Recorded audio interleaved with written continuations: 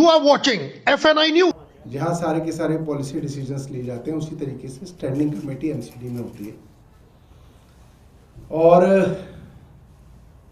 MCD की standing committee के अंदर जहाँ पे कमिश्नर होते हैं, स्टैंडिंग कमेटी की चेयरपर्सन होती हैं, उनके सामने भारतीय जनता पार्टी के एक सीनियर काउंसलर राजपाल जी श्रीनिवासपुरी से आते हैं।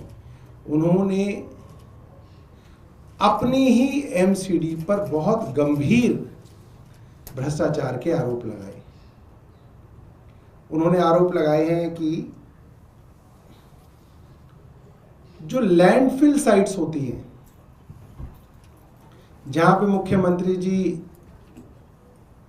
गई थी और उसके विषय में मुख्यमंत्री जी ने कहा कि उनका मंत्री हर 15 दिन में कूड़े के पहाड़ पर जाता है और कूड़े के पहाड़ को कहता है, देख भाई तुझे जाना होगा।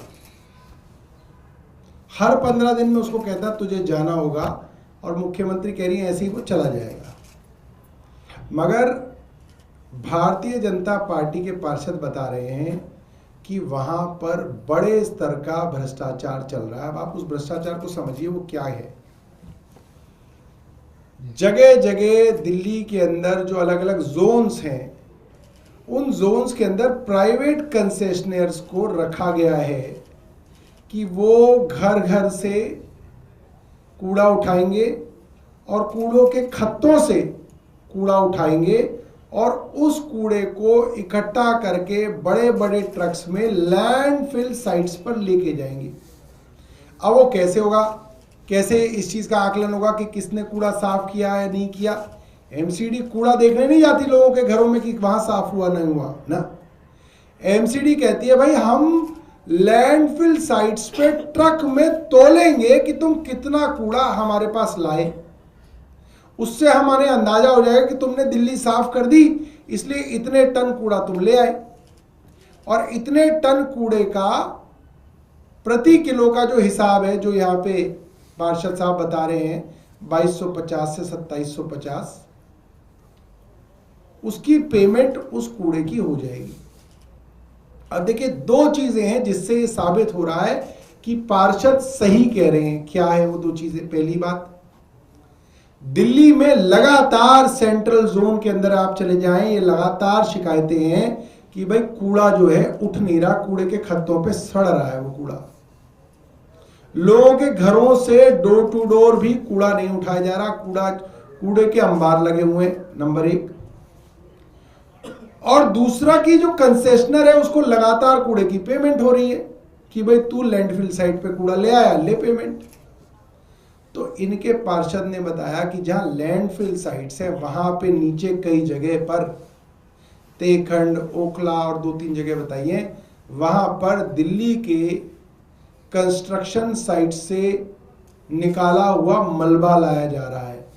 मतलब मकान टूटता है तो मलबा इकट्ठा होता है और वहां पर ट्रक मलबा लोड करते हैं नीचे और मलबे को कूड़े के पहाड़ पे तुलवा कर पैसा ले लेते हैं। तो सोचो कितने मजे आ रखे हैं कंसेशनर के कि कूड़ा उठाना नहीं दिल्ली भर से, वहीं से नीचे से मलबा उठाना और उसको तुलवाना और उसके पैसे ले लेने हैं। मलबा तो वैसे ही बहुत भारी होता है, कंस्ट्रक्शन वेस्ट, खूब पैसे कमाए जा रहे हैं, लूट हो रही है। तो ये वीडियो मैं आपको दिखाऊंगा, इसके अंदर आप इस लूट के विषय में खुद सुनिए। श्रीनिवासपुरी बोर्ड है, मैं सेकंड टाइमर को कॉर्पोरेटर हूं, 3 बार मैं चेयरमैन रहा हूं। सेंट्रल जोन के अंदर जो सबसे बड़ा हमारा साउथ की लैंडफिल साइट है, उसके ऊपर बहुत बड़ा गैंग काम कर रहा है, एक गिरोह काम कर रहा है। दुनिया का मलबा डलवाया जाता है शाम को, 5 पॉइंट आदमी ऑर्गेनाइज है, 5 पॉइंटों पे 300 रुपया देकर के वहां पर मलबा डाला जाता है और उस मलबे को शाम को और लैंडफिल साइट पे पहुंचाया जाता है। उसका वेट और वजन होकर के 2400 से और 2700 रुपए रेट के टन के हिसाब से म्युनिसिपल कॉर्पोरेशन से उसकी पेमेंट की जाती है। हम बात चर्चा करें इस कूड़े के पहाड़ को हटाने के लिए, हम लगे हुए कूड़े के पहाड़ को समाप्त करने के लिए हमारे होनेबल होम मिनिस्टर साहब ने वहां पर वेस्ट टू एनर्जी प्लांट भी लगाया उसका इतना बड़ा पैसा एक पीपी मॉडल पे हमने स्थापित किया, लेकिन वो कूड़े का भार निरंतर बढ़ता था। उसका कारण ना, उस पर कभी किसी ने इस पर चर्चा नहीं की, इसके ऊपर कोई गया ही नहीं कि ये जिंदगी में ये भार खत्म नहीं होगा, क्योंकि हमारी आउटपुट है 5% और हमारी इनपुट है 95%। ये पहाड़ तो चलते जाएंगे, देश में कंस्ट्रक्शन रुकेगी नहीं। दिल्ली कैपिटल है, हर आदमी चाहता है मेरा 1 मंजिला घर है, 4 मंजिला बन जाए, 3 को बेच लो, 1 में रहता। स्वार्थ की दुनिया ये चलेगा, लेकिन इसके ऊपर ब्रेक तो कहीं ना कहीं लगाना पड़ेगा। इसकी जांच तो करनी हो। आप आज यहाँ से ऑर्डर करें, कमिश्नर साहब से मेरा हाथ है, मैंने की बात कमिश्नर साहब के लिए ध्यान में लाया, उन्होंने रात को मुझसे चिंता करी और फोन भी किया। कहाँ पर है ये इस तरह की ऑर्गेनाइजेशन गिरोह कालका जी में, एक खंड में, ओखला में 5-7 पॉइंट ऐसे बने हुए हैं। आप इसकी FIR कराओ और कल से आप देख लेना, लैंडफिल साइट के ऊपर जाने वाला कूड़ा 50% से भी कम 30% हो जाएगा। ये मैं गारंटी के साथ कहता हूँ। अगर मेरी बात में कहीं सत्यता न निकले, मैं अपना डिजाइन साथ लेके आया हूँ। आपके साथ विजिट करने मैं कह रहा हूँ, आप आज FIR कराए ना, आप पुलिस कंप्लेंट करें। ये एक क्लीन इलेक्ट्रॉनिक है, ये एक लॉ है जो संक्षिप्त होकर के, संगठित होकर के दिल्ली म्युनिसिपल कॉर्पोरेशन को लूट रहा है। आप इससे आज FIR कराए, आपको मैं गारंटी के साथ कहता हूँ चेयरमैन मैडम, ये 70% घट जाएगा, 30% रह जाएगा। दूसरा ध्यान आपका अब आपकी पहली भी चला दो, एक और वीडियो है। माध्यम से हाउस को, और ये बताना चाहता हूँ कि ये पैसा जा रहा है, इस पे कभी चिंता नहीं किया, ऑडिट नहीं किया। दिल्ली के अंदर 12 जोन है, म्युनिसिपल कॉर्पोरेशन के 12 जोनों में एक भी जोन के अंदर डीसी म्युनिसिपल कॉर्पोरेशन के डिपार्टमेंट से नहीं लगाया। सब और बाहर से आए हुए लोगों को, अधिकारियों को अपॉइंट किया जाता है 12 के 12 जोन में। क्या म्युनिसिपल कॉर्पोरेशन के अंदर ऑफिसर नहीं, किसी एक को नहीं रखा गया। सब बाहर के लोगों को जोड़ के रखा जाता है और उसकी कोई अकाउंटेबिलिटी नहीं है। कोई आए कुछ भी करके चला जाए, उसकी क्या आपके पास? आप दिल्ली के रोडों को, सैनिटेशन को साफ कराते हैं, उसकी क्या मॉनिटरिंग है कि कितने कितना किया, शाम को उनका बिल सबके बिल बन जाते हैं। मैं गढ़ी गांव में बस हो गया। अब साथियों, आपने देखा कि भारतीय जनता पार्टी के सीनियर काउंसलर खुद बता रहे हैं कि MCD के अंदर 12 जोन्स के DC, डिप्टी कमिश्नर एक भी ऐसा नहीं है जो MCD के कैडर का हो।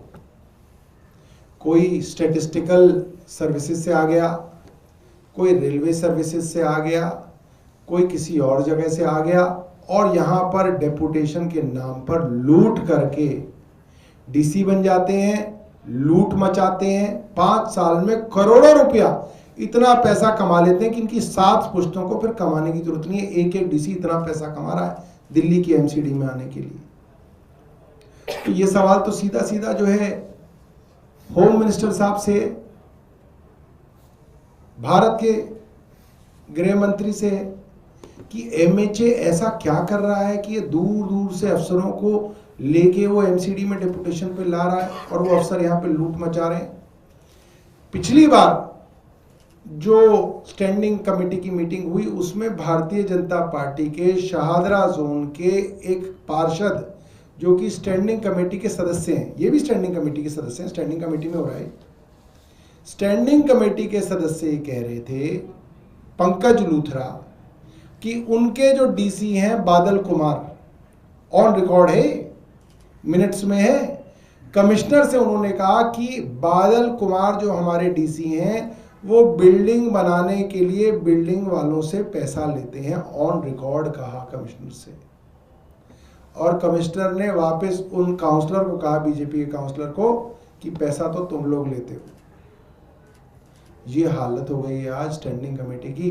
भारतीय जनता पार्टी का पार्षद कह रहा है कि DC पैसा लेता है और कमिश्नर कह रहा है कि भाजपा का पार्षद पैसा लेता है। और वो डीसी हैं जिनके खिलाफ एमसीडी का हाउस रेजोल्यूशन ला चुका है कि इनका टेन्योर पूरा हो चुका, इनको वापस अपने स्टैटिस्टिकल सोसाइटी में भेजा जाए। इंडियन स्टैटिस्टिकल सर्विसेज से यहाँ पे आए थे, अब इन्होंने जो कमाना था कमा लिया, अब जाएं। एमसीडी का हाउस कह रहा है, मगर एमसीडी के कमिश्नर कह रहे हैं नहीं, इनको तो हम रखेंगे। भाई क्या चक्कर है? क्यों आप दूसरे डिपार्टमेंट के अफसरों को डेपुटेशन पे ला रहे हैं और उनका टर्म पूरा हो गया तब भी आपने उनको रख रखा है और उनके ऊपर भ्रष्टाचार के आरोप लग रहे हैं, मगर कमिश्नर चाहते हैं वो रह के रहे? क्या मामला है? ये तो खुल्लम खुल्ला लूट है, खुल्लम खुल्ला लूट ऑन रिकॉर्ड है स्टैंडिंग कमेटी के, मगर फिर भी कुछ नहीं हो रहा। और यहाँ आपने देखा, खुद इन्होंने बताया कि बाहर से आए हुए अफसर यहाँ पे सिर्फ लूट के लिए एमसीडी का इस्तेमाल कर रहे हैं और रोज पेमेंट हो रही है कूड़े के नाम की और आ रहा है मलबा। और हम ये पूछना चाहते हैं कि क्या एमसीडी कमिश्नर ने एफआईआर दर्ज कराई? स्टैंडिंग कमेटी में पार्षद बार बार कह रहे हैं कि आप एफआईआर दर्ज कराओ। एफआईआर दर्ज कराते ही कूड़े का वेट आधा रह जाएगा, जितना कूड़ा कलेक्शन हो रहा है वो आधा रह जाएगा, क्योंकि आधा उसके अंदर मलबा है, बिल्डिंग का कंस्ट्रक्शन का मलबा है। तो हम जानना चाहते हैं भारतीय जनता पार्टी से, क्या आपके कमिश्नर ने उन माफियाओं के ऊपर एफआईआर दर्ज कराई या नहीं कराई? और नहीं कराई तो इसका मतलब ये है कि भारतीय जनता पार्टी के ऊपर से नीचे तक जो लोग एमसीडी संभाल रहे हैं वहाँ कुछ गड़बड़ी है। और कोई प्रश्न आपके पास हो? बहुत बहुत धन्यवाद।